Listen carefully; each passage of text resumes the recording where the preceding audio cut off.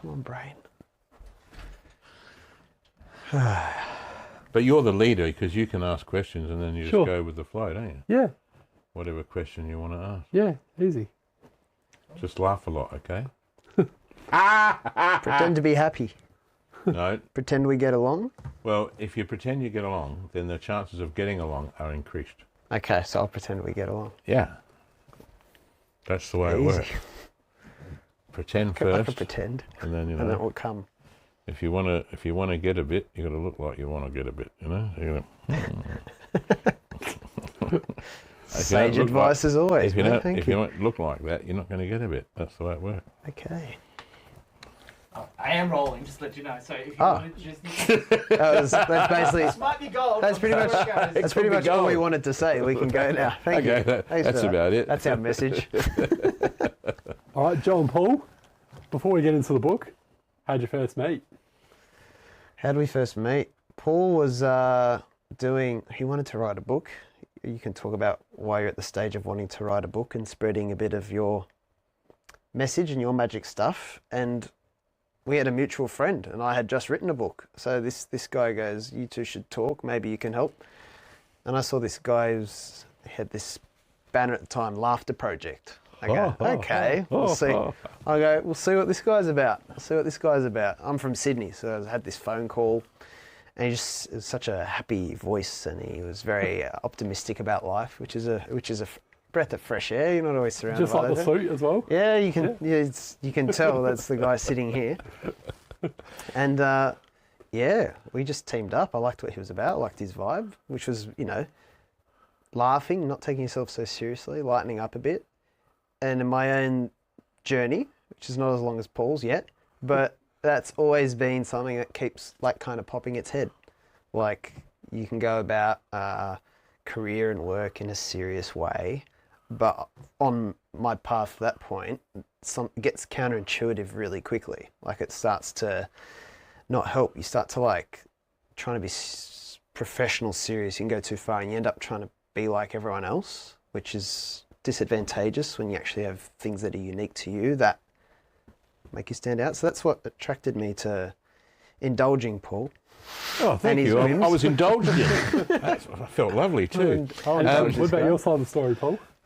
I think that some of the success that I've had in my journey was to continue to look on the bright side of things and to look less seriously about what I was doing. But I was in the cleaning game, so it was easy to talk about cleaning and have a laugh about what you might confront in the cleaning game. But what happened is, as I went out to introduce myself to potential clients, telling them a story and keeping the story entertaining or funny, especially when I was telling them exactly what was going on about maybe previous clients or things that had happened, I'd end up building some sort of rapport where we were having fun in the conversation. And when you're having fun in the conversation, people were more likely to do business with you because you weren't so uptight and serious about who you thought you were or how important you thought you were. And then you go, okay, we're all in this game together, but I happen to be the guy that has to end up cleaning the toilet. And you need someone to clean the toilet. Why not choose me? Because I'm good at it. I clean lots of toilets. And just talking at that level rather than talking at a level of how important my systems are or how important, the people I employ are. I wanted to say that people that come along for the journey, we're all trying to survive. We're all trying to get on, and someone has to do the cleaning. And please choose me because I'm good at it, but I'm also someone who cares because I know it's a good thing to care. But in the caring way that you can be, if you can actually genuinely care, and I care for you, the client, and I care for the people who are looking after you, then both of us care. So if the client's sitting there and realizes that the people that are working for me actually care for you because I care for them, we all care for each other and we all get on so much better. So I would always take on a hands-on approach. So I'd say to the potential client, I'm coming in with the cleaners tonight if you choose me, and I'll see how we go. And if they're happy with everything, I'll tell you that they're happy, and then we can continue the relationship that we have. But if you're not happy, just tell me and I'll change it. So people were happy with the way that you had the communication, because I was sort of honest and upfront, but never too self-important, never too serious. So I go, okay, is there something about that way of being that is worth knowing that might help others to go, oh, how does being happy and how does being able to tell a story a valuable way of doing business and to be more genuine? So in that genuine approach, I thought, I'm going to write a book about that. So I'm going to say, yep, I'm going to start a thing called the Laughter Project, because I went over to India and met these people who just laugh for no reason. And there was some idea about laughing for no reason. I thought, that's stupid. You know, why would anyone laugh for no reason? It doesn't make no sense. So I went over there and I spoke to this guru guy who started laughing at me for no reason. I go, what the hell do you do that for? And he says, oh, it makes you feel better. I said, that's crap. And he goes, no, it does. So I go, okay. So I went to a few of these laugh for no reasons things, and it did make me feel better. I thought, this actually works. It's true. If you actually smile, you get a smile back. So I think, wow, smiling might work. Cleaning toilets, though. Yeah. That's not exactly the most funnest job in the world. It doesn't exactly make most people smile. How does that make Paul you does smile? it with a smile on his face. What can you say? Well. Imagine walking to the bathroom seeing someone smiling while they're... Therefore, you have a choice. So I remember I was cleaning at the big day out, and at the big day out, there's a whole lot of goings on, and there's like 30,000 people. And you had to go into the toilets, and the toilets become blocked, so there was always this problem of blocked toilets. So they have to bring in the professionals, so your gloves get on and you go in there and say, right, everyone out the way. So I remember the urinal was blocked because it was just full of stuff, and then there was just piles and piles of piss. People were just about standing in their own. Oh. And I said, excuse me guys, you got to move out the way. I've got the broom and I've got the mop, and I can see where the things is all blocked. I said, I'll be the music festival, so I know exactly what you're talking about. And I said, I'm the guy that's got to fix this, and everyone's getting annoyed that I'm fixing. I said, excuse me, stand back. And some of the guys weren't willing to stand back. So I said, you better stand back soon because I'm coming in. So I started to flip the old broom around, say, move out the way, guys, because I'm coming through. And in one of the ways, one of the toilets was blocked, and I had to put my hand down there, and what I found was a wallet. And no one was willing to put their hand down to find the wallet. And I go, well, you never know what's gone down the toilet. But the whole thing of experiencing some of the things that you have to deal with in the cleaning game, you could look at that and go, oh, God, do I have to deal with this shit? But in dealing with the shit, you then can have an attitude about it and go, actually, it might be shit, but it's funny. We all have to put up with these things, but, let's get on with it and put a smile on our face and be part of the enjoyment of the big day out. So whatever the story was and whatever happened about cleaning, I always was thinking, be grateful, be thankful, enjoy your work. And that's when I thought, okay, I'll start up this idea of laughter. And then I thought about the clown doctors and the work they do. They have to go and entertain and look after sick children in hospital. Now, those clown doctors have a difficult job because some of those children are in a bad way. But they're sitting in there, getting dressed up, putting the red nose on, beeping the horn, and coming in there to create a moment that's a shift and a change in that child's idea of where they are at the time. You told me a story today about that, Joe. Tell that story that you told me today. Yeah, it was the comedian story. Yeah. About this gentleman, this comedian. He's from Sydney, and in his previous life, he was a drug dealer. I forget the gentleman's name, but he was a drug dealer and he went to prison. And they were asking him, he was on the project or something, asking him how he got into comedy from that background. And he said he was in prison, like, observing things, and there's a whole culture in there of people acting tough and all that. And he's saying he'd point things out in the yard or whatever and make fun of something, and him and the other, inmates would laugh. And he said, for a moment I would laugh and I'd forget I was in prison. And that's like the power of laughter, can take you out of whatever doldrums you happen to be surrounded by. And he obviously ran with that. And that's, I think, a good, I told that story to Paul because that's a good crystallization of that idea you keep trying to, touch upon. That's the power of it. We all experience the idea that you can take yourself away from a difficult situation by having a laugh.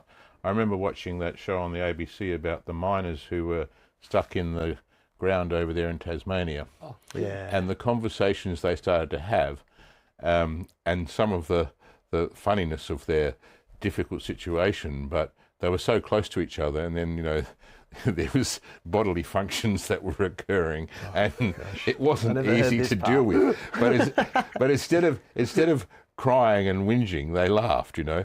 And eventually, when they, you know, were able to deliver food to them, even though they couldn't get them out, there was many days they were still sitting there, but communication was happening.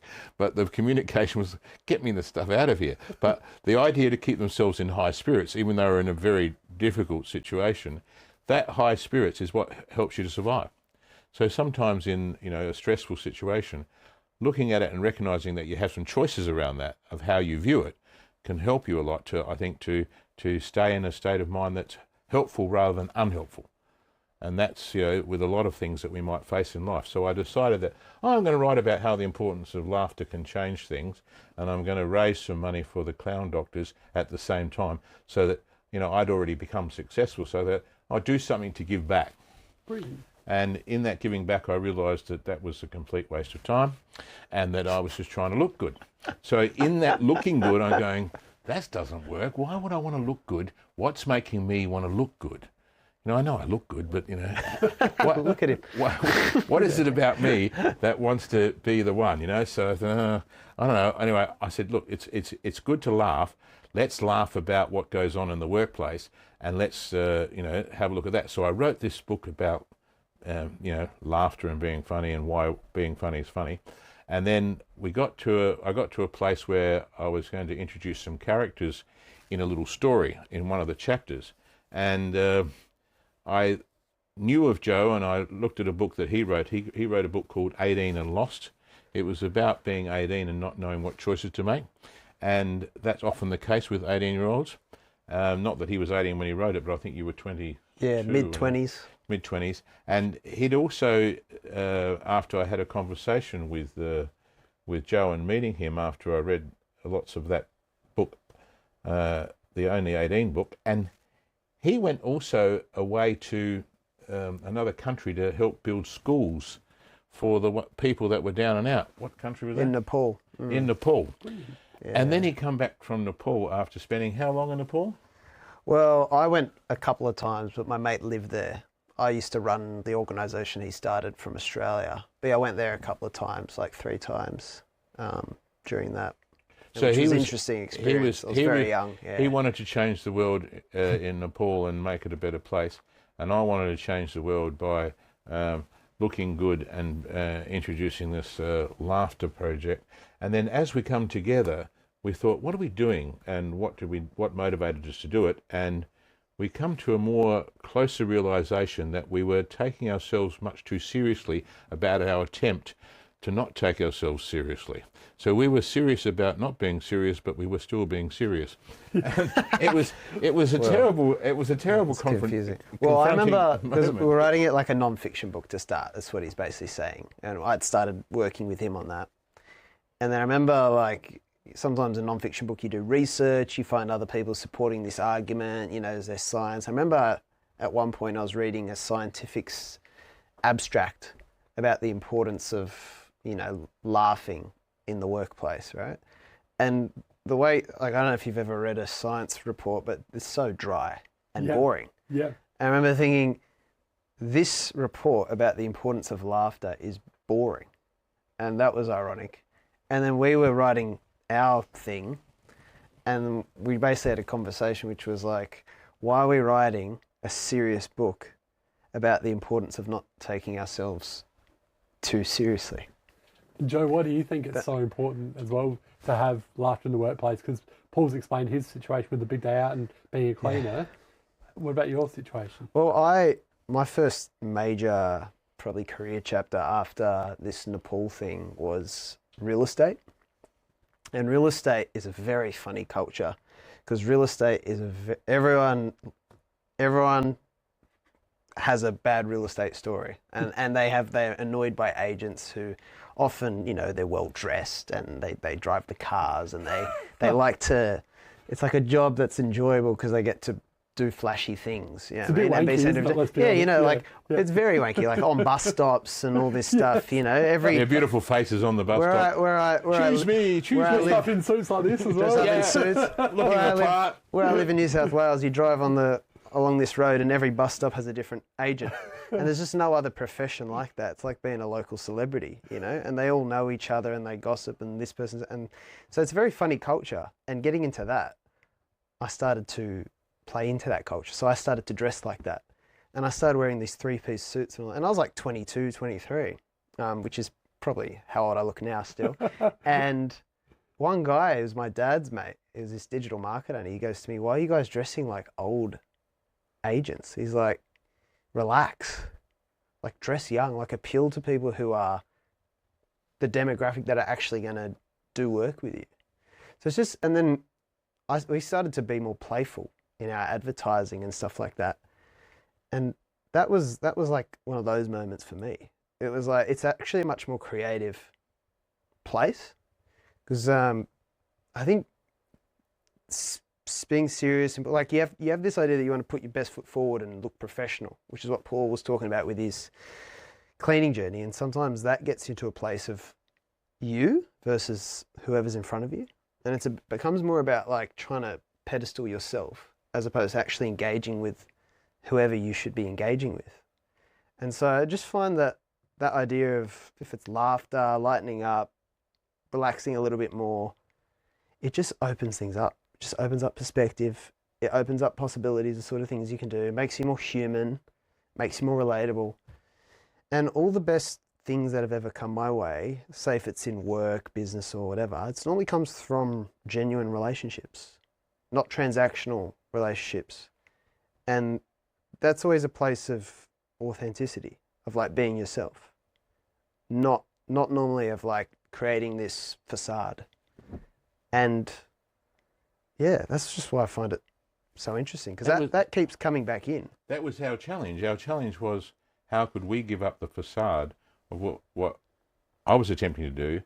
And that's where this book started to arise, because so how could we attempt to write about something that is not a facade, and why would we want to do that? And then we kept going down that road, and I went to Sydney a number of times to write, what story is it? And they said, no, create some characters that we know of. So, there was characters that we, personality types and characteristics that we could relate to together. So, okay, what is it about that we could learn about ourselves and our relationship to them? So the book's kind of like got fictional characters' names, but they're based on actual people you've worked with. Yes. Right. But we don't want to go into not people, intentionally. types of people. Types based of on people. types of people that everyone types else of people, not actual people, types of people. If I'm not mistaken, it says somewhere in here, I think. Yes, where's that say that? You must say Joe, that. it's a really interesting point that you raised before about real estate agents and culture, because they're easy. I've seen some really awesome TikTok videos of real estate agents, and it's so genius because everyone's on TikTok now, and when they're doing these creative, funny videos, it's going to lure people in, right? Because they're having fun and showing that you stand out. Yeah, you stand out, exactly. People want to buy houses off these people, so yeah, because they're more interesting. Yeah, they're entertaining at least. Yeah, it's true. People used to say to me, because people used to vandalise my signboards, for example, so they put graffiti on them, right? And I used to see what I'd do. I'd take a picture. I had no idea who did it. I'd take a picture. I'd put it on Instagram.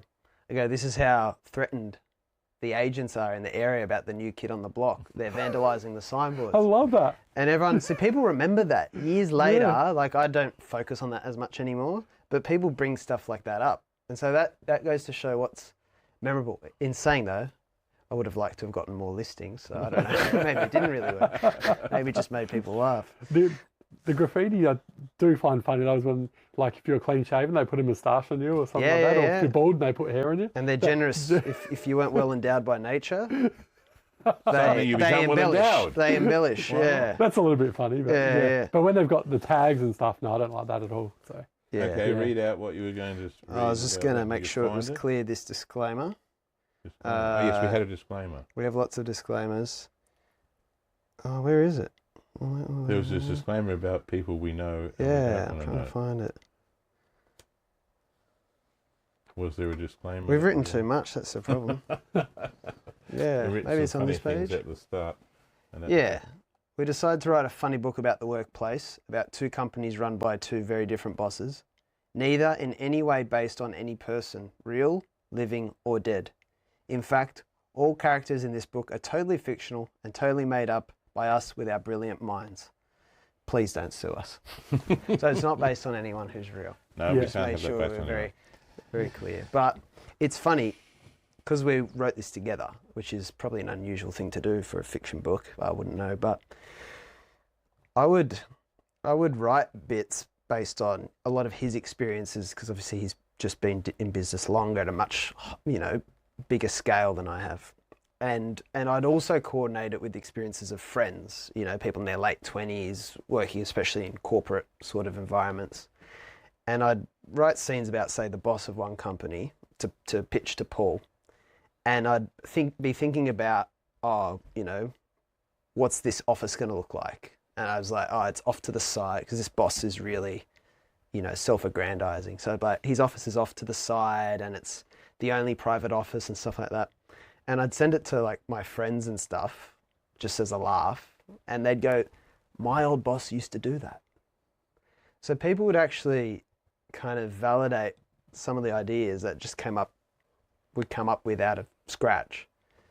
So it turns out like there's a lot of like the same behaviors that just actually we fall into. And I think that's why people often find, say, like a relatable sitcom, for example, like a Seinfeld or a Friends or just a stand-up comedian. When someone brings up something that you actually, turns out you're all experiencing, but you feel like you're the only one that experiences it, it's very funny because it shows us that human beings, like, we're very autonomous, but like we end up just doing what everyone else is doing. And we make the same mistakes and we annoy other people in the same way. And I find that so funny. So like the characters are a little bit, like the word I'd use is archetypal. Like they tend to like aggregate behaviors that are very common by design, but also by chance, which is, I thought it was very funny when I would write it and someone would say, so-and-so used to actually do that, or this actually happens at my company. And holy shit, it's Sunday Tuesday. Where's that come from? Oh, well, I always say to Paul, I said, we've got to take our time with the name because it's got to be right. Because I think the name's got to just sell the book on its own. That's a good title. Is that relating to Paul having to clean toilets and go, holy shit? I don't know. It was actually my dad who came up with it. My dad, I was sitting down having lunch one day. And he goes, have you got a title yet? He always loves coming up with a name. He named my company and he always has to come up with a name. I thought I'll throw him a bone. I'll give him something to do. I go, no, we don't have a title. He goes, what's it about? Like the workplace and, kind of funny. And he just goes, holy shit, it's only Tuesday. I said it to Paul. He goes, oh, I like that. That's funny. So we ended up sticking with it. And I don't know, we have a bit of thank God it's Monday in there too. And we have thank God it's Friday and and a Monday. We bit of Monday and all Monday-itis. But Monday, Tuesday-itis, they're the big ones, aren't they? Yeah. Today's Wednesday, so we're all happy today. Hump day. Yeah, hump day, It's all downhill from there. But yeah, it's just that feeling, I think that's related. When we say the title to people, they normally laugh. And pushing shit uphill? Well, we always bring shit into it for some reason. I don't know why. It's a potent metaphor. It's because you're referring to the subtitle, a story about work culture and pushing shit uphill. Because I guess I think we included that because it's we want to hint that it's not too serious. It's a blend. Like I think we have real things that happen in the workplace and like there's real things that happen that are funny and you just don't need to make them up. That's the funny part. And everyone has stories like that. And friends would tell them to me or Paul would share an experience and we just whack it in and sometimes it feels like that. I don't know, you're pushing shit uphill. Well, I think that the drama that we can sometimes want to take on about our own journey or the fact that we can easily turn a conversation into a complaint about what's been happening and what we think should happen and what isn't happening that we, so complaining is easy. And often complaining is, do you know how shit else my life is? Or do you know how shit, and, people are often at work going, oh, I don't really want to be here, but I have to be. So you're pushing shit uphill often in your idea of what work is. And you know, that's one way of viewing it. Now you can go and say, okay, I'm not pushing shit uphill, but if you don't like to be there, you can move to another job. You know, you've moved jobs recently, and you can keep looking for more opportunity. It's a lot to do with attitude. So, you know, just how you view it and how you view your job. It's interesting because you go, oh, okay, do I need to look at it in a way where it's a complaint, or can I look at it in a way if I can do something about it, I can shift the way I'm thinking, I can actually think in solution outcomes and positivity and go, okay, let's get off my tail and do something. But within the book, we have characters in there that want to, you know, say how hard it is, how difficult it is. And there's characters in the book that are trying to prove how smart they are. So they're trying to be instructive about everyone else and finding out and searching out the problems that they recognize in others. So you get a lot of people who are good at preaching. So you get a lot of people who are good at telling you what to do, micromanaging. You get a lot of people who want to profess that they are the ones that have all the answers. And then you get people there who are fearful because they might get the sack. They go, oh no, I'm sorry, please don't sack me if I don't do my job. And you go, well, just do your job then. Yeah. But people sometimes are fearful that, oh no, you know, am I going to get the sack? And they might go and say and do things that demonstrate that they're not really on top of the game. So what makes a person like that is often, sometimes they're consciously feeding themselves a story that is not helpful. So the idea is to learn from each other and go, what am I good at? What's my skill set? I think one of the greatest things that often people find themselves in is in a place where they're not comfortable. And they might stick it out thinking, oh, I'm going to stay here even though I don't like it. Well, just a minute, if you don't like it while you're there, and if you can make a change, you can make a change, just be willing to accept that you have the possibility to choose. And then you might become more empowered about what you can do and who you are. And being able to recognize what your skill set is important, because some people are good at communicating, some people are good with their hands, they have dexterity, some people are good at accounting. If you said to me, Paul, become an accountant, I go, what's that? I don't even know what you're talking about. Some people can just sit there and do the numbers, and they understand numbers. I understand some things about numbers and percentages, but when it comes to putting them in a book and doing what you need to do to be an accountant, it's not my game. Yeah, same. So to recognise it's not your game, and to recognise what is your game, and then be the best at that game you can. That's such a good point, because I couldn't think of anything worse than just look at a computer with numbers all day. But then other people find public speaking so difficult. Yep. But we're obviously all good at that. So well, we can communicate. Yeah. Yeah. But yeah, it's interesting. Everyone has different skills. Want to ask you something, Paul, as well. On your website, and one of the things you mentioned about the book is how you've got 2 successful workplaces, and you talk about one that's successful because it's got a good culture, and one that's not so successful, even though it might be achieving those results, but they haven't got a good culture. Explain that in a bit more detail. Well, the idea was that one of the cultures was more about a culture where the company's called Gleeland, and Gleeland's a place where people are more happy to go to work, and when they're happier to go to work, they'll actually become more productive and enjoy the experience. So Gleeland was a place where people didn't take themselves so seriously, and so that was run by a guy named Trevor, and Trevor was someone who didn't take himself too seriously. He was a bit of a clown doctor himself. He used to do that part-time. So Trevor was one fella.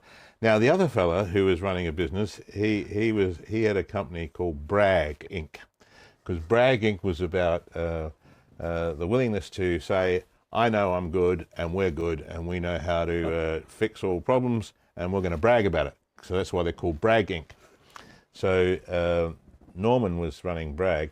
And Norman Stern was he's pretty cluey and pretty much wants to be involved in everything, and he was pretty good at micromanaging and making sure that things got done. But he was obsessed with growth and obsessed with making people be performance machines. He wanted performance machines only, and we had a little story about the fact that when people come to work, they left their problems behind. So we didn't want to hear about work problems in the workplace. Personal problems in the workplace. Personal problems, yeah. We didn't want to have personal problems. Only work problems, please. Only work problems. They have an arch they have to walk through on the way in to brag. It says, leave your problems here. And so they're instructed that once you walk through that arch, it's work time, and you know you're not paid to have personal problems. You can pick them up on your way out. Beautiful. And what tools have you used in the past with your various cleaning experience and working at a high level, Paul, to make the workplace more enjoyable? To be with everybody and not to treat anyone as someone as more important or less important, no matter what their role was. So to be thankful and grateful for whoever you were working with, and not to have an attitude that you were above anyone, because I was happy to be with everyone and being thankful that they were there to assist in developing a successful business. So being part of the whole team and not treating people as if you were more important than them was part of who I was, and I could see that that helped me remain grounded, but also I was very approachable. So solving people's or helping people solve their problem in a genuine way rather than a way of preaching was something that I knew that I was trusted. And when I was trusted, then I think that would something to do with culture of the business. So the culture, the fact that the cleaners and everybody in management and felt comfortable to talk and speak freely about what their concerns may be, then that culture was also taken on to where the customer also felt that you were there assisting their problem, and where whatever they had to be they could sense that you actually cared. And so this whole process of caring is what really this book's about. The idea that there are people who don't feel that they're cared for in their workplace is because there's an issue with culture. So that often a company or a business that doesn't have that approach of actually looking after each other in a genuine way, where we listen to each other and we care for each other, that's going to end up having a situation where the company doesn't prosper and that people don't have an enjoyable place to go to work. My thought was, wouldn't it be great if you actually enjoyed going to work? Wouldn't that be wonderful that you could actually go to work and say, I'm looking forward to going to work? Mind blowing. Yeah. And looking forward to the achievements that you might be able to make in the day. And I was in the drudgery of the cleaning game. Well, as soon as I'd get a contract, I go, okay, I got the contract and we got to go and get it started and get the people organised. And I go, okay, that's one point. I could have stepped back on and said, okay, I've got that now. I don't need to do any more. I'm already going to rest on my laurels. But I wasn't like that. I said, no, I can keep growing into the business. And then, at 45, I decided to go back to school. So going back to school was a challenge because I only went to year 10. So I didn't get much of an education, but then I went back to school and did year MBA, whatever that is. And that MBA was something that I realised was very helpful in the way I communicated, because then I could understand what I was doing and I could understand what other people were doing, and I could look at life in a way where I can appreciate where my skill set is and see it for what it is, and I can see where other people's skill sets might be of value. And then obviously that continued the journey, and then dealing with how the business grew to a bigger entity. Now I have some freedom around sharing the joy of being able to spread the news that it's better off taking yourself less seriously and less important, and you're better off being a better person and doing better things with your life by caring for each other. And caring for each other is so much more rewarding than wanting more, needing more, having more, I should have more, complaint, it's not fair. No, it's not about that. It's about genuinely caring for each other, and in the same way caring for yourself. So if you can care for yourself and you can care for each other, then it's a better world for all of us. Have a laugh along the way. Most importantly, have a laugh along the way. And laugh at yourself and laugh at the people that you meet and laugh at the things that they do, because we're all quite funny. Yeah, beautiful. And Joe, that's pretty hard to follow that. But what do you feel as though the keys are to having a successful workplace? And back to what Paul was saying just then about the importance of good culture, and might have two different businesses that are both successful, one better than the other because they've got a good culture. Explain that in a bit more detail from your own perspective. Yeah, well, I think every workplace, every culture is like a little bit different, but a little bit the same. So I feel like it's a very trending thing these days. Like, it's a very common thing. And then there's a lot more commentary now more than ever about culture, and also about like wellness in the workplace and like mental health awareness, and it all ties in. Whereas my impression of the traditional workplace was come in, do your job, like what we've got in the book, like that company, like leave your problems, deal with them later. And I think like I'm much younger, much less like business experience and all that. So I'm not like a workplace expert. It was just like I explored the dynamics in the book. But my personal experience is like just trying, if it's not simple, it's suspicious. Like it's not this overcomplicated science, but like we sometimes overcomplicate these things, it looks like to me. And there's just a lot of drama that gets in the way. And peripherally, rather than like through first-hand experience, there's a lot of places that actually will spend a lot of time talking about culture, and actually really try to put specific things in place for it. But ironically, like haven't let go of a lot of personal drama that Paul's alluded to. And we have a bit of that in the book. We have like leadership of, say, this Bragg company, which is a bit more problematic, but they're still growing. And, the guy at the top maybe seems less interested in this culture idea. He's like, culture is results. And you got a guy underneath him who's trying, and he's trying to be more progressive and a bit more. But you can, without giving too much away, you can see that some of these attempts, like I'd be interested if people end up reading it and their judgment. Are these attempts genuine or not? And sometimes we feel like we overcomplicate it to tick a box. Like we're like, oh, we're doing this for culture. Like we'll do these things that we can post about on LinkedIn or put on the website to attract new people to say we've got good culture. But like, do we actually treat people with respect? And do we actually, is this more about me and what I want? Or is this an inclusive business environment? Like, is this about helping people be the best of themselves? Like one thing, Paul's experiences and stories he's told me while we did this book, one of the things he said was, if someone wasn't in the right position in his orbit, it'd be like, that's okay. Let's help you find what's right for you. If it's internally, like within this company, great. If it's not, then, maybe it's elsewhere. But if it's about you, then it's about you, not about like, it just has to be something that benefits me. And that's the mindset he shared with me, because best we get someone who's actually, fits this role, and we'll find someone else. How naive are we that, there's only one person that can possibly do this job properly, and we always think that about ourselves.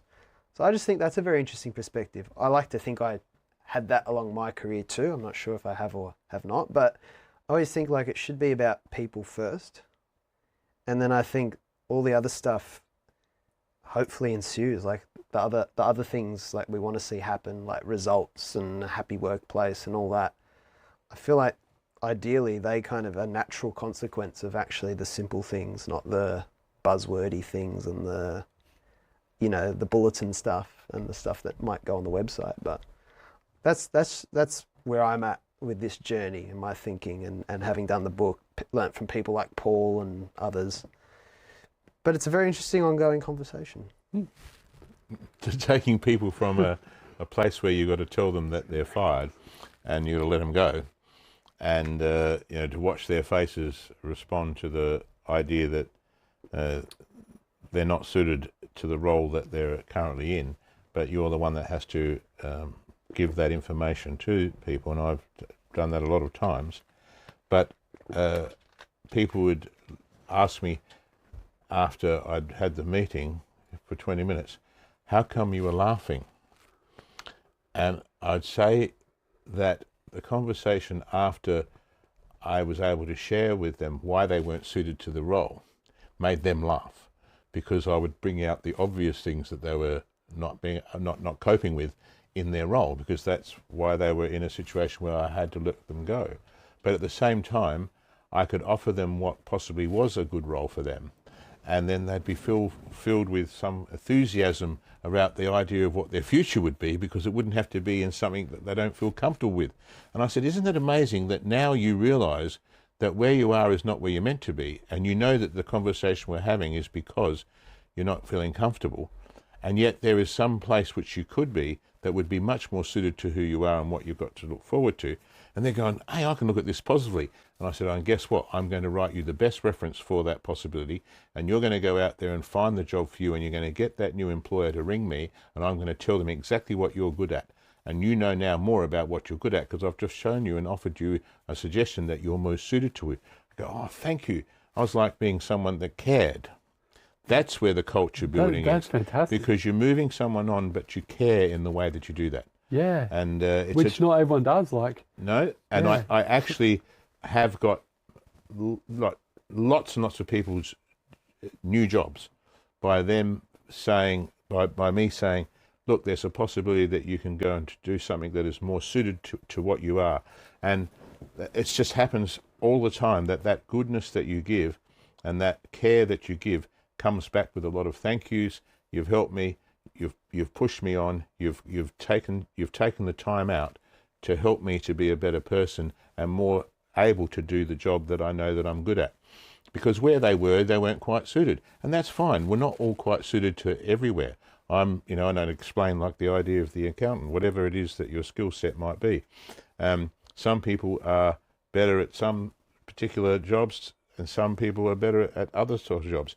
If you asked me to be an electrician, I'd say, which wire, the red, the green, the blue, or the black? I'd blow the place up. It wouldn't work. This electrician job is like a bomb. It's a bomb squad job, it sounds like. It's like you watch too many Hollywood movies. And furthermore, I'm not interested, right? And when I was younger, I went to, I was young. So, let's go and see if you can, how quickly you can put a tyre onto a car. There's this dexterity thing where you have to put the nut on. And I say, okay, so you've got to pick the tyre up, throw it on there and put the nuts on and then wind it up. There were people that could do that in 36 seconds. Wow. Yeah. In 4 minutes, I wasn't able to find the hole where the tyre went on. I said, well, this is not something 4 minutes take me probably about 20. It took me about 4 hours then, going by that. I'm But the worst. some people have that. That's what the RA's for. Give me a computer, you know. Some people are naturally able and they have that ability, and that their ability to do that is their gift. And to find your gift in life and to be able to excel in that, you're a journalist, you can write, you can interview, you can speak. Joe's into real estate and Joe's a writer. He writes unbelievable. That's why I suggest you go and read this book, because it's brilliantly funny. And it's just so fun to write. The reason really we wrote the book, if you wanted to ask the reason we wrote the book, we found out the reason we wrote the book during the writing of it, because we were trying to work out why. Because why would you bother? Why would a 30-something-year-old young fella and an old, washed-out, bloody try-hard businessman that went all right want to get together and write a crappy book about holy shit and it's only Tuesday? About cleaning companies. And two things, what would Who wants to motivate read that? about that? Yeah. We asked ourselves what was motivating us, and the journey then went on and go, why are we doing this? Because we're in a position to ask why. It's very interesting when you start to ask, when you've got a project on, why you're doing that project. And we went past that looking good thing, because I was already past the idea that, this book and the laughter and all that was going to be about me looking good and, spreading the word. He was off building schools and all that. So we often go, okay, we're not doing it for that. That we realised, as we were writing the book, we realised, I now worked it out why I'm writing the book. And I said to Joe, I've worked it out. And he said, what?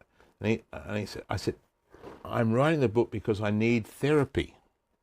He goes, what do you mean? He said, well, as I read what we've written, and then you read, and we reread it, and we do it again, and we reread it, and we write the stories about people, I feel that I'm able to express myself through the characters and through the story, but it feels good to do that. I feel like I'm giving myself therapy. And he goes, you're right. He said, we're both giving ourselves therapy here. Yeah. So this is part of us being here with you, is us confessing our sins and giving ourselves therapy and saying to everybody who might read the book, it's okay, you can read the book and give yourself some therapy, because we all need therapy, because therapy is helpful. The conversations we have with ourselves are the most important. Don't worry about listening to other people and what they've got to say only. Have a little listen to what you have to say to yourself, because we're talking all the time to ourselves. And what are we saying? Have a listen. There's two people going on all the time. There's the person that we profess to be, and there's the person that's telling us who we think we should be. The person who's thinking who we should be, we should listen to what they're saying. What's that bloke saying about me, and what am I projecting? And if we have a listen and say, we've got to be careful about what we say to that person, because the person that we want to be is somebody who, do we want to make a difference? Yeah, what do we want to make a difference for? Do we really care? Do we care about ourselves? Do we care about the people that we're with? How much do we love ourselves? The loving of ourselves is the first person to love. So love yourself. And they go, if I love myself, it's easy to love others. And then I come and find Joe, and Joe's like this extremely intelligent, very open to new possibility. And when I ever offered any idea of this, philosophy in life, he was going, that's a similar philosophy that I have. I'm understanding what you're saying, because there's, he's into, how many podcasts did you do? 234? Oh, yeah, I've done a couple of hundred episodes. Hundred episodes? Yeah, a couple hundred too many. He's into having a conversation and maniac, telling the world what he thinks he knows. And I said, how long have you been doing that for? And then suddenly, the last podcast, he says, I'm giving up podcasting. I've had enough of this. I don't want to say anything anymore. I'm going to become a listener. I go, we both become listeners. And here we are doing this. Well, why are we doing this?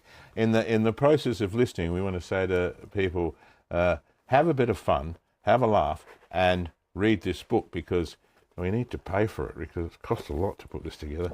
And if anyone ever wants to read a book or write a book, is it hard work or what?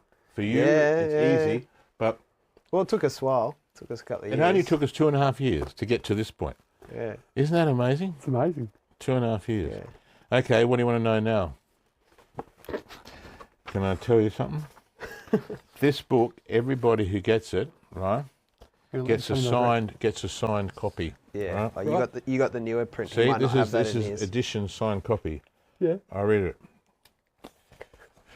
We were so overwhelmed with requests to sign the book that we cancelled our book tour, organised a recall, and decided to pre-sign the special copy of this book just for you.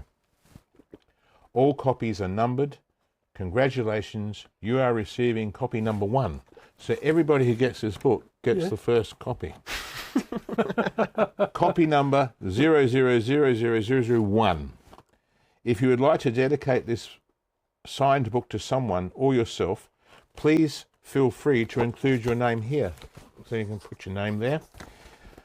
A very special person. We wrote this book just for you. Hope you enjoy the laugh. And we signed it. Beautiful. So we don't have to sign the book and say, can you sign the book? It's already signed. But you can sign the book yourself.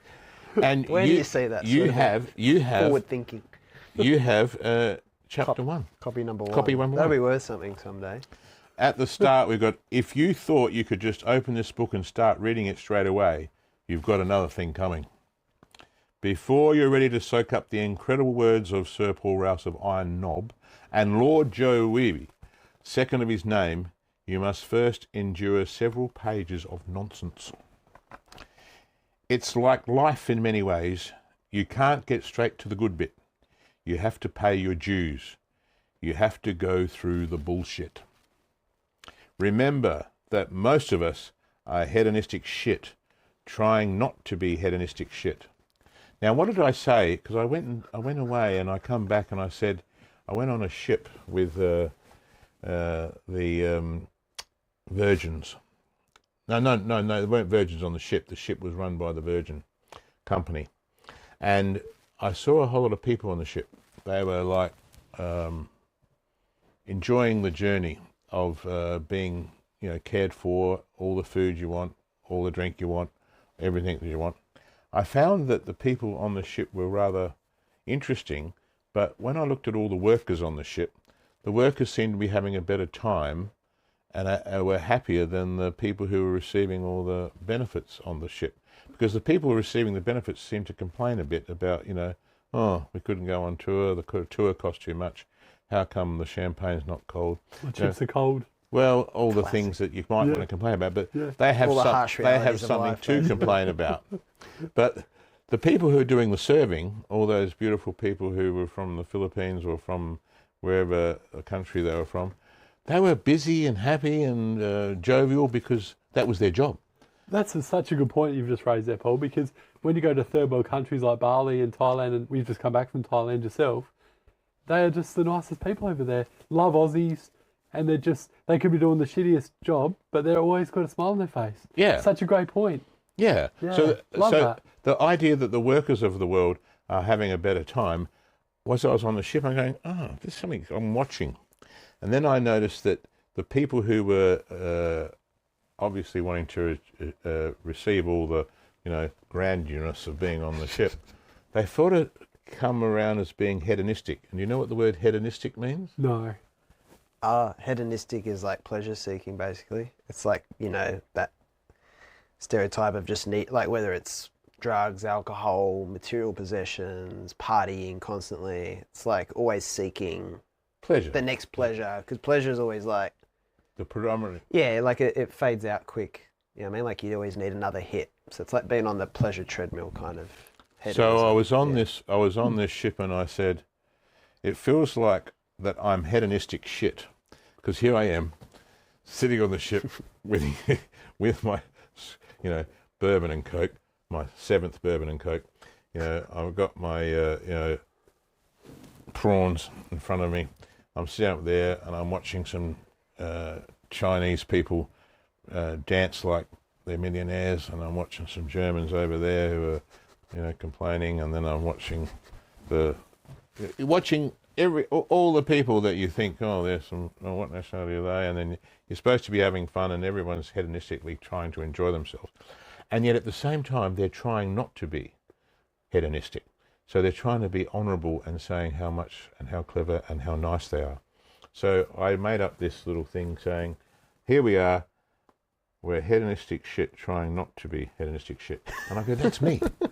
I'm a hedonistic shit sitting on this ship, taking all in my, grandeur, and, I'm trying so hard not to be hedonistic shit, but here I am, just one of them. Just one of them, yeah. And have you guys worked in a toxic office culture before? And if you have, like, what sort of feelings did you have by being involved in a workplace like that?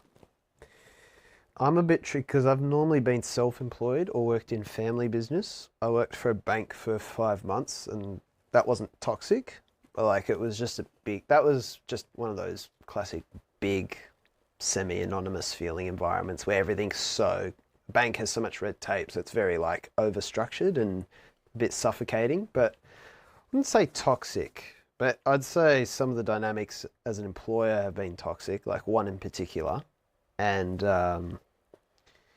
it's not fun. No. It's a dynamic we tried to capture in the book. Paul will obviously share his answer to that in a second, but it's like we use the image in the book at one point of like being stuck on a sinking ship, trying to save it, but almost like you're invisibly chained to it.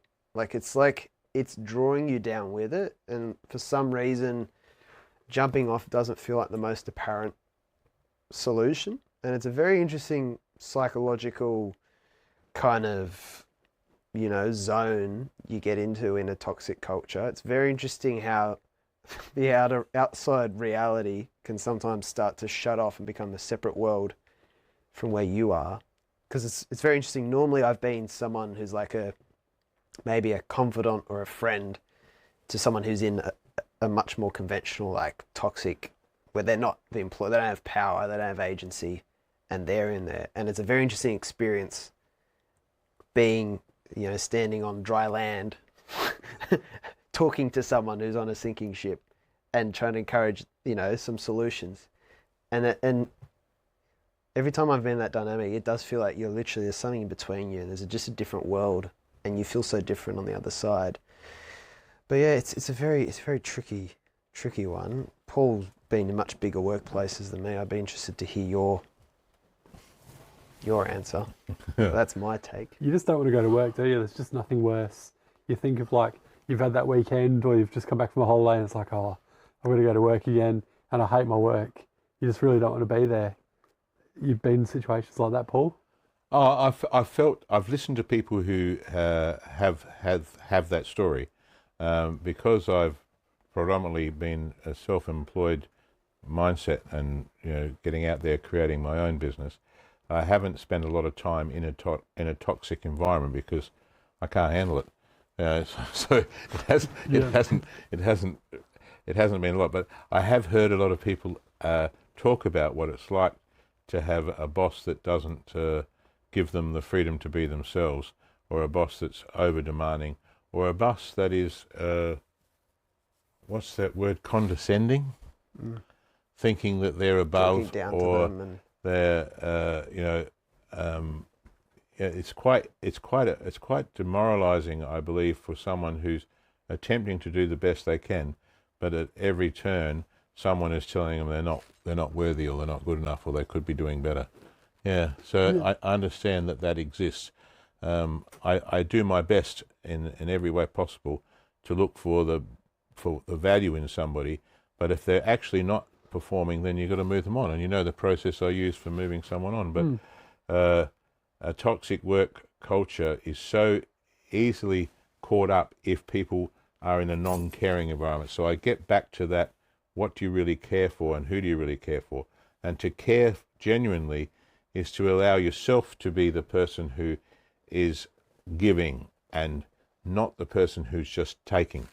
Because the person who's just spending all their time taking isn't the person who's going to actually create a good work culture, because in creating a good work culture, it's being selfless. Being selfless is not easy for some people because they want to think about themselves and their own importance. Once you start to establish an idea that you're not the most important person in the room, then you can look at that and go, maybe there's some other people who I could help and who need to have a pat on the back and need support. And once you start taking it off yourself, then you're building a good culture. And when you meet someone else who's taking it off themselves, like I met Joe who's taking it off himself, we feed each other with compliments, genuine compliments, what we see good in each other. Like when I met you, I fed you what I could see good in you. And when you get fed that, you feed back to me what you see is good in me. If I told you what was no good in you, you'd go, that's not a very nice fella, and vice versa. Yeah. So you start to feed the culture that is toxic because you're looking at what's wrong. You can know, okay, you can see where you need to improve, but it's how you go about delivering that message. If you go about delivering that message in a way of care, and then we actually care for each other, then you build a culture where you're actually getting on with the job. And it's not meant to be easy, but you can make it enjoyable at the same time. It doesn't have to be one big serious point the finger, you're wrong, I'm right. The whole idea that you're wrong, I'm right pisses me off, because it's not that case. We all have a position to be able to share what our feelings are, what our opinion is, and when we share that together and we help to resolve each other's issues, we actually get on together as a culture that's moving forward. We're not in the culture of blame and complaint. We're in the culture of solutions and finding the best way possible to keep on becoming better people. That's the game. Become a better person by sharing and caring. It's great advice. I mean, I've been in situations where it's been a toxic office culture. It's a mouthful, and also been micromanaged, and also been in situations where the job itself might be boring, but you're in a great fun workplace with good bosses, and like gets back to what you were saying before about the two different workplaces, both successful. One is got more of a happy culture and 100% agree with you. Like, there's just nothing worse than working somewhere you don't want to be there, regardless of the task that you've been given. So I can vouch for that for sure. And I've been micromanaged before.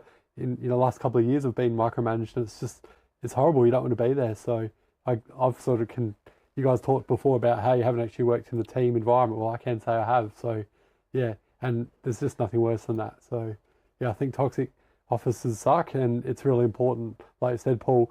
And I love the example you gave before about sacking people is one of the worst things that you can possibly do. But when there's a silver lining to it by helping them find another job, I think that's genius, and probably why you've been successful as a businessman.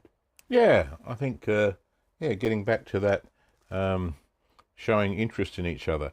It's an amazing idea that we could actually be interested enough to keep it off ourselves in a moment and actually make it about helping somebody move forward in their own journey.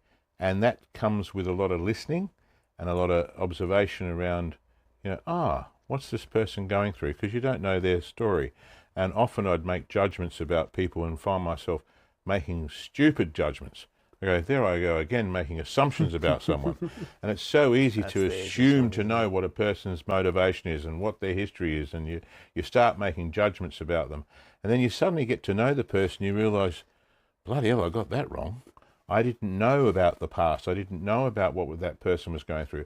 I had no idea. I made judgments and assumptions. And I even make judgments and assumptions about people's ethnic background. And I'm guilty of that. And I think, just a minute, why would I judge someone on their ethnic background? Oh, just because they're Italian, they're going to be this way.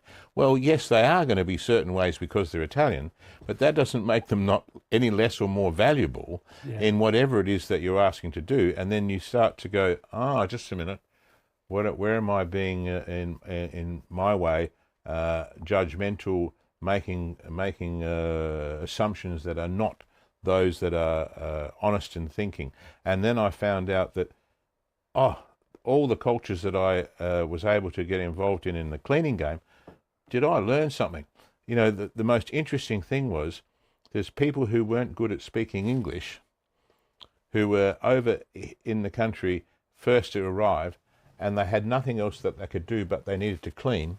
And so I'd give them a job, and, Hungarians, Polish people, all sorts of different nationalities, and I'd get to know them, and then suddenly I'd realise that these people are engineers. They're actual people who have half the Uber drivers and taxis. They're people who have and engineers. They're people who have careers back where they come from, but because English was a difficulty for them, they couldn't get recognised here, and they had to go through that process.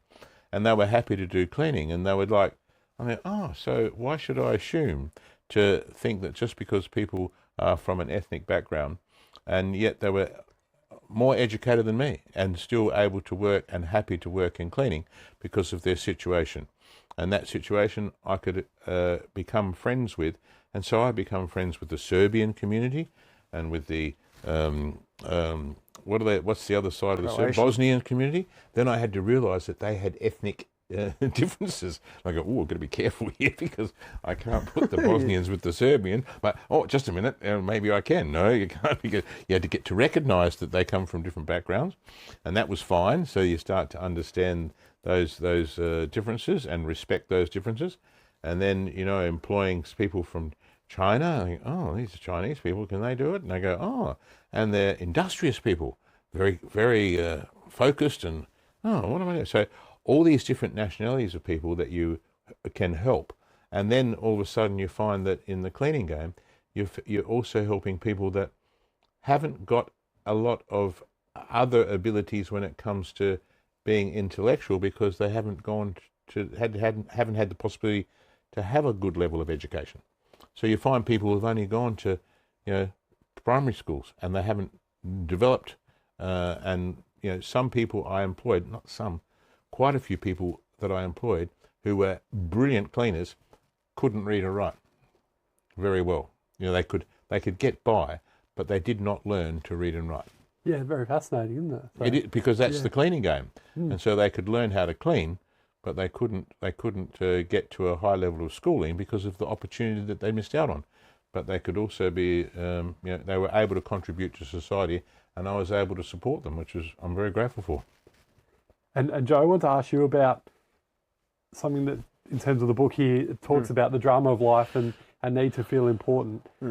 What do you think this means? And, why do people, especially I think since COVID, I don't know about what you guys think, but I feel like more people, there's people that have probably more time poor these days and less patience, especially on the roads and situations like that, and what have you. And I don't know, it just seems to be a case of, I don't know whether you guys can agree with this as well, but what do you feel as though people have this need to feel important in the workplace?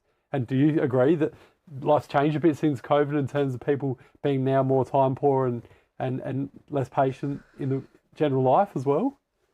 Well, actually, COVID, especially the start of it, I don't know if this is controversial, was a very positive period for me because it was a slowing down, and there was a lot of permission around slowing down because everyone was in the same kind of boat.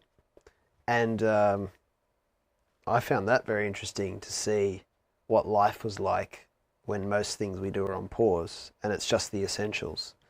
And it was actually, I don't know, for a lot of people, it's obviously very difficult. I actually found it very simplifying and clarifying.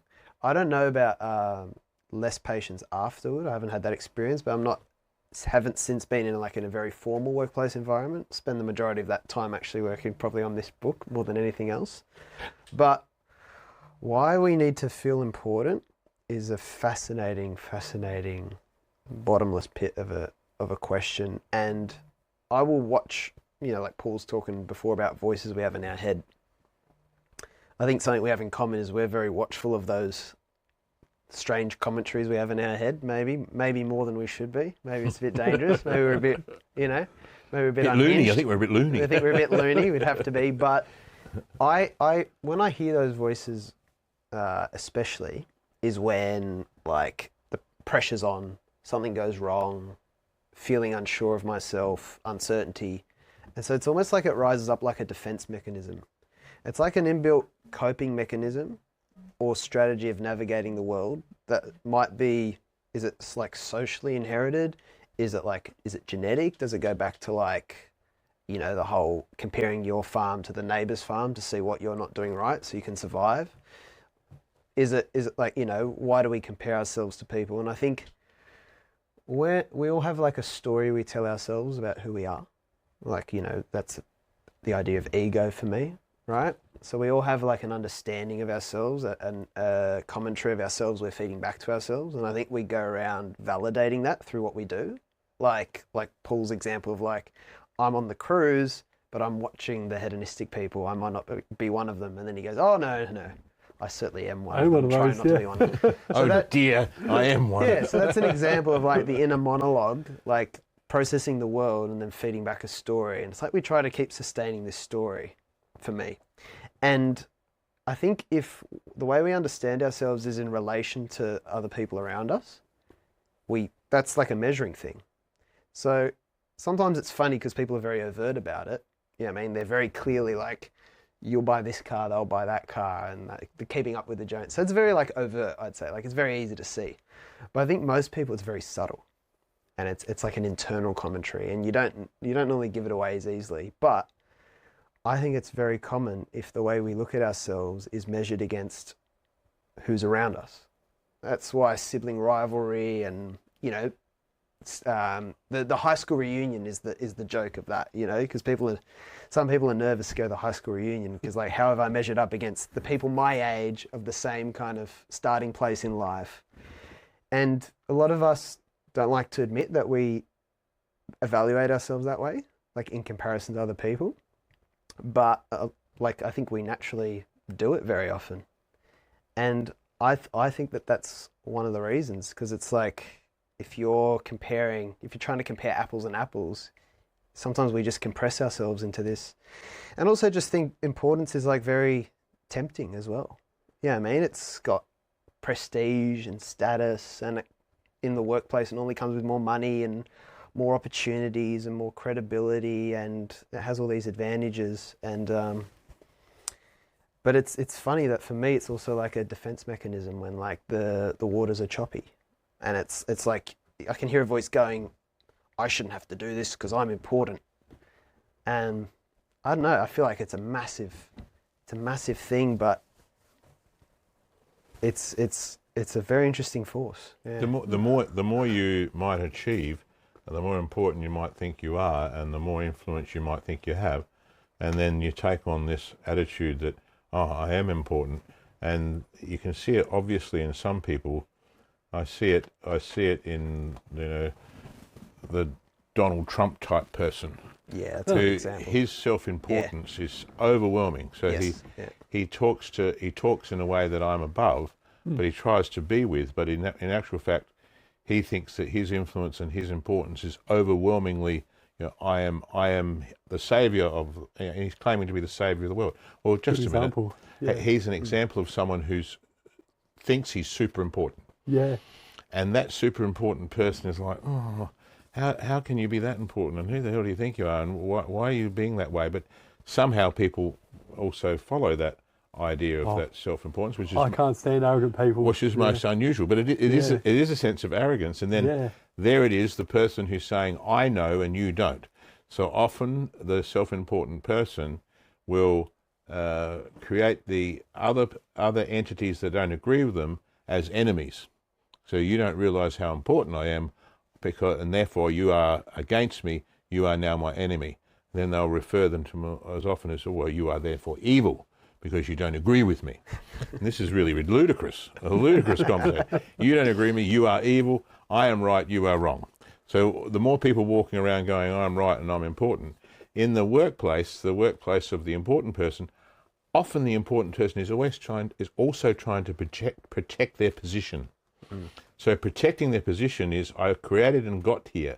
And especially in some government organisations, it's based on sometimes longevity and not actually based on outcomes or potential or actual value or what they. I've been here for 20 years now. I'm this, and now I'm important because I've done.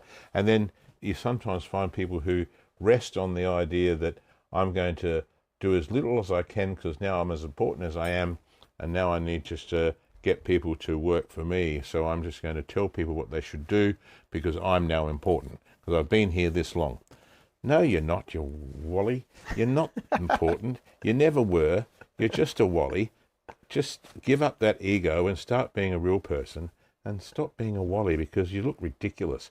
And when you see these people who look ridiculous because they got their nose in the air and they think they're important and they want to start telling people how to be. The fake hair, the fake tans. And especially when you see people in a restaurant and they start treating the waiter as if they're entitled. Worst, isn't it? They're entitled. You know, my entitlement, I'm going to complain now. You know, they go to the bank and they expect the bank teller to jump, or they go... And it's like, what are they talking like that for? And you wonder why it's so hard to get hospitality workers at the moment as well. Well, the whole idea that we've got the right to be, truly in the ship idea, that people start to take on the fact that they've got a servant all of a sudden who they can request and demand things from. So instead of saying, you know, I always become the best friend of the cabin person, and the cabin person and I go, oh, we're just the best of mates the minute I walk in. And the place of being the best of mates is because I'm thankful and grateful that they're there and that their job is there and they're serving me. But I said, I can serve you as too, and I'll make your life as easy as I can. But firstly, I'm going to say thank you to you. Thank you for making my bed, you know, and be grateful. And that's all people sometimes want, acknowledgement. But the entitled person doesn't even want to offer acknowledgement. They go, I only offer you demand. Give me what I think. Make me feel important. Make me feel important. Oh, my dear me. I can share an example about that the other day. I was actually at an establishment, and there was a young girl who was getting abused by a customer there. Then I went up to her afterwards and said, oh, don't let it get to you, you're doing a great job. And that just put such a smile on her face, and she was so happy. And so you're right, Paul. People are just entitled, and they don't, these young workers, no wonder it's so hard to get workers, because they get paid peanuts and they're copping abuse all the time unnecessarily by these entitled idiots. I went to we went to the servo on the way here today, and we were at the servo, and we noticed this strange thing coming out. And this man come running out, and this lady come running out, and they had their Coca-Cola and goods, and they were, rushing into the car and they were screaming and carrying on. And this man come out, and then this man punched this man. We thought, what's that squabble going on there? And then another lady come out, and she was going, and she was telling these people off, and I was watching this, and I said, Joe, I know you're from Sydney, and I know Adelaide's a bit quiet, and Sydney could have a lot of activity, but I'm sorry that you had to face this bit of a squabble in front of the service station. I said, I don't. It's not like Adelaide. We're not like this. There's not normally people going around hitting each other and people yelling at each other and carrying on. It's like the Wild West out here. Wild West. So I went into the servo, and the young lady that had gone out and was confronted this group of people. She was, coping, and she was serving a customer. So I mentioned to her, I said, look, that was interesting. I said, I didn't know that you were the worker here behind the counter. I said, what was that all about? And she said, oh, they were stealing. And we were confronted by my offsider there, who I'm with, and they ended up punching him, and now he's got a blood nose. And I said, oh, that's terrible. I said, and you had the courage to go and confront them and to say, get out of the shop and stop stealing. And they both had the courage to make a point of saying that. And she followed them out and was telling them off. And she was only like, early 20s. Lovely lady. And I said, look, congratulations on your stand, on the fact that you were able to be brave enough and show the courage to say to those people, this is wrong. You shouldn't be coming in here stealing. And it was interesting to see her face as I acknowledged her, because in that acknowledgement, she just had a tear in her eye, and she felt that somebody saw her as a good person that was willing to stand up for what she believed. Well done. And that was just a moment of acknowledgement for her. And I said, well done, darling, that's amazing. I said, how's the offsider? And he comes out with the blood nose. He said, oh. I said, look, are you going to report this? And she said, there's no real value in reporting it, because, what can happen? They're just going to, the whole process of reporting it is long-ended and difficult, and, let that go. Well, I said, good on you for calling it out, and that's all you can do, in life. But that's just acknowledgement. Yeah. That's taking away something that... It's pretty simple, isn't it? Is a simple thing that you can do. That's one of the things that I said to Joe when we went to the cafe. I thanked the person at the end of the dinner that we had who brought us the juice and the croissant that we had, and the place of having the conversation in real terms with the potential person who's serving you. When that person gets that you're being real to them and you're not coming from a place of entitlement, guess what happens? You get better service. Exactly. Because they're happy to be with someone who actually appreciates. Yeah. And then you have a little conversation. Yeah. You're very friendly. You made their day. They're happy that they're made day. And you're not talking to them as if you're entitled. And then at the end, thank them very much. And guess what happens when you go back to that cafe? The first thing you receive from the person in the cafe is a smile. Yeah. Because they're happy to see you, because last time they saw you, you made them feel happy. Now, if you did that with every person that you went through in your life, and you made them feel better, and you showed consideration to their work ethic, and you showed an acknowledgement to them. Imagine that you lived your whole life meeting people that were happy to see you. Well, that's my life now. Because wherever I go, where I've been, people recognise me and are happy to see me. Brilliant. So I just live in the world of smiles. And that's what this book's all about as well, isn't it? Well, create the culture you want to live in by what you give. Brilliant. And what you give is so much a part of what you get back, which is probably a little bit to do with karma. If karma is you're going to spread the word of joy, and you're going to be joyous and happy from within, and you're going to acknowledge people and respect people and to make people feel better for who they are, you're going to get it back. 100%.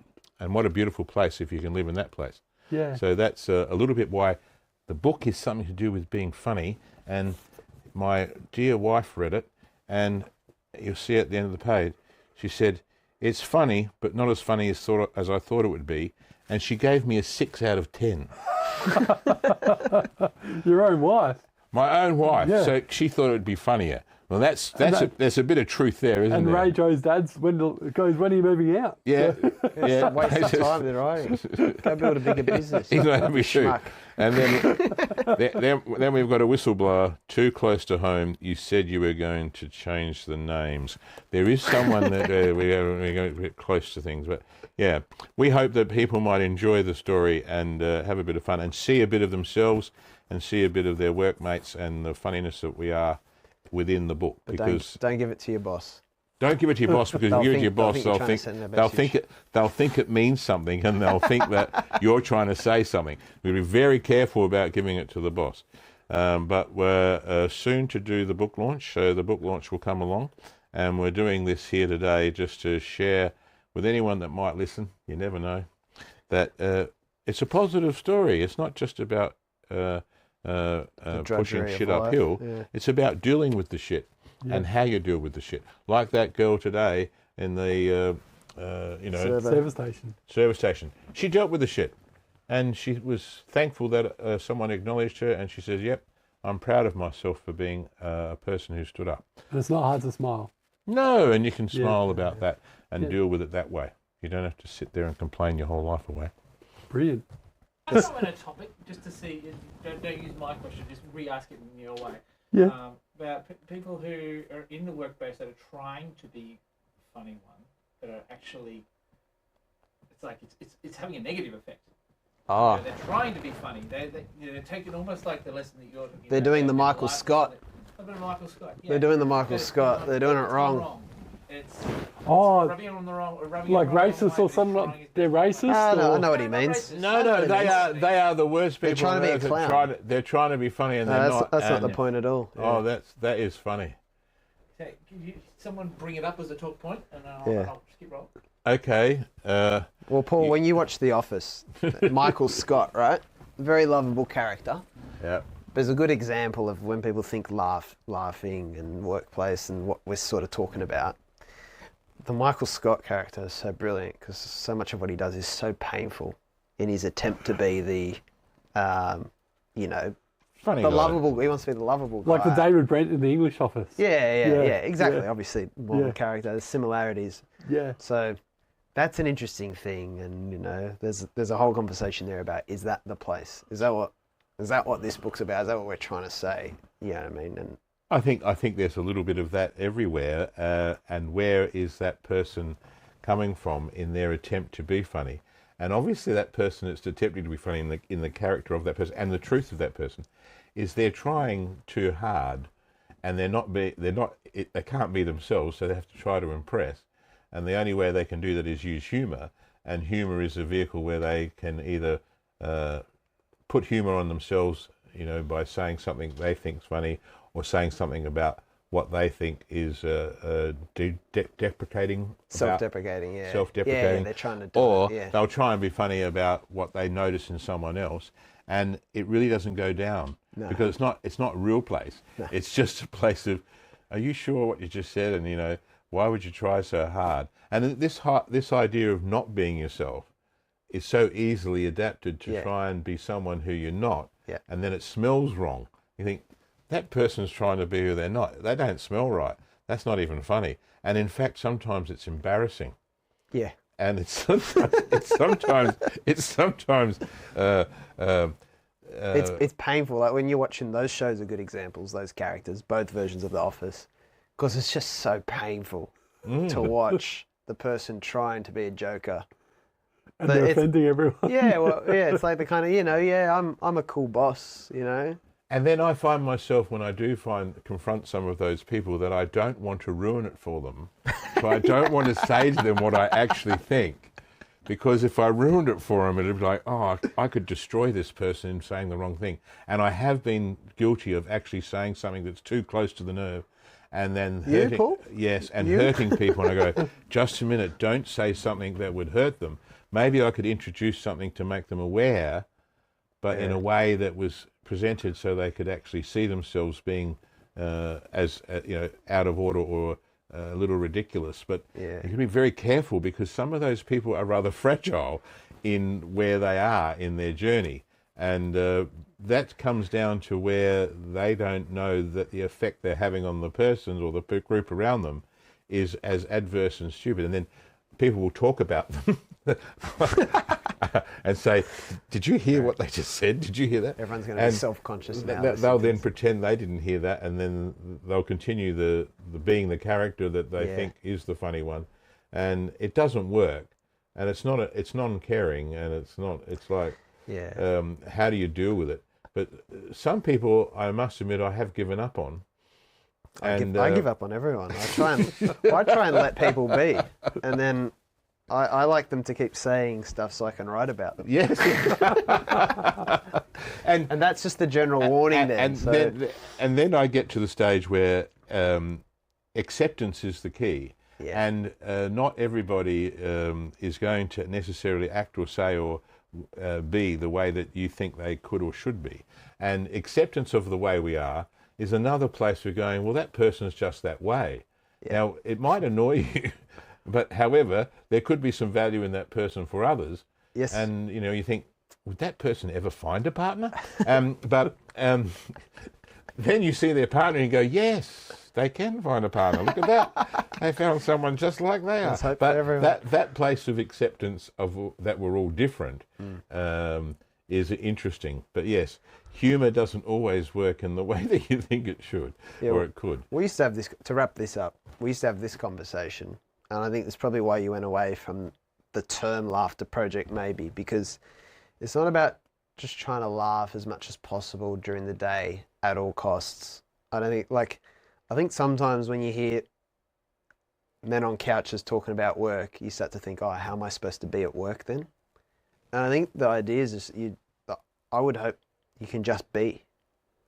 Like, it's not about trying to do more of this or trying to do more of that. I ideally just think, isn't it best if we can be ourselves, if our workplace allows it, or wherever, and that's okay.